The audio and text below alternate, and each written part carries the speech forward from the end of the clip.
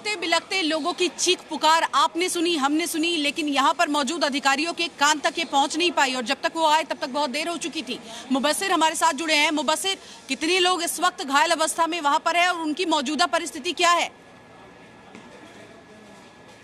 और बिल्कुल शिवांगी, देखिए एलएनजेपी हॉस्पिटल में तकरीबन 16 से 17 लोग हैं जो टोटली यहाँ पर मेजर जिनको इंजरी हुई है वो लोग अभी एडमिट हैं। 15 लोगों की डेथ यहाँ बता रही है, 3 लोगों की डेथ जो है वो लेडी हार्डिंग हॉस्पिटल के अंदर बताई जा रही है। 4 बच्चे भी इसमें शामिल हैं, महिलाएं ज़्यादातर शामिल हैं और पुरुष भी हैं इसमें शामिल।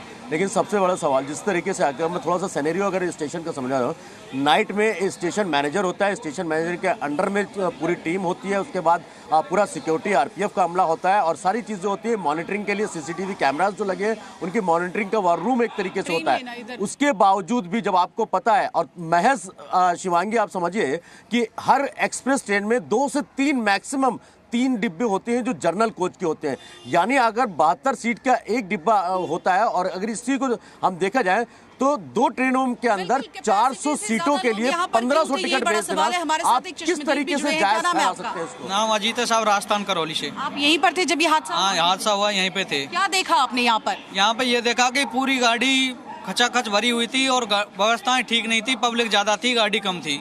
12 नंबर की गाड़ी 16 नंबर पे तुरंत बोली तो उल्टी सीधी पब्लिक हुई, तो उस भगदड़ में बच्चे, आदमी, बूढ़े कई मरे। और ये कितने देर तक चलता रहा अनाउंसमेंट? बार बार की प्लेटफॉर्म बदला जा रहा है? प्लेस तुरंत बदला, गाड़ी लगाने से पहले 2-4 मिनट ही अनाउंसमेंट हुआ बस। पहले होता तो पब्लिक पहले ही मैनेज हो जाती ना। आरपीएफ कहाँ थी? आरपीएफ कम थी, 10-20 बंदे ही थे बस। कितने लोगों को आपने यहाँ पर फंसा हुआ देखा? कम से कम हजारों की संख्या में। पुल बिल्कुल जाम थे, ऊपर निकलने को पैर रखने कोई जगह नहीं थे। 15-20 तो बंदे, कम से कम बच्चे दब गए होंगे नीचे, और बुढ़े जवान बहुतों की मौत बहुत हो गई। अभी सही आंकड़ा पता नहीं है, कम से कम 40-50 बंदों की। यहाँ पर ये बताइए, जब ये पूरी घटना हुई कितने देर के बाद यहाँ पर जो अधिकारी हैं, जो पुलिस है, जो सुरक्षा कर्मी कितने देर बाद पहुंचे? कम से कम 1-1.5 घंटे बाद में पहुंचे। और तब तक लोग यहाँ पर दबे रहे? बिल्कुल दबे रहे। हम कुली भाई ने जाम कर दिया पूरा ब्रिज, पब्लिक बाहर रोक दी, हमने ही रोका। प्रशासन था लेकिन कम हो। आप लोगों ने ज्यादातर लोगों की मदद की? रस्सी वसी अभी ही चाहिए पहले। एक आप रुकिए, एक बार फिर से ये रस्सी दिखा देते हैं। देखिए लीपापोती कैसे की जाती है। जब हादसा हो जाता है उसके बाद सुरक्षा के पुख्ता इंतजाम कर दिए जाते हैं, रस्सी बांध दी जाती है, सुरक्षा कर्मी यहाँ पर लगा दिए जाते हैं कि भगदड़ ना मचे। लेकिन ये रस्सी अगर पहले होती और सुरक्षा कर्मी यहाँ पर मौजूद होते तो इतना बड़ा हादसा होता ही नहीं होता। कितने बजे ये रस्सी लगाई गई है? रस्सी 10-11 बजे बाद में लगाई है, भगदड़ के बाद में। भगदड़ के टाइम यहाँ पर जो लोग बेहोश थे उसमें कितने लोग आपको लगा कि उनकी जान जा चुकी है? कम से कम 15-20 बंदे, उनकी जान तो तुरंत ही चली गई।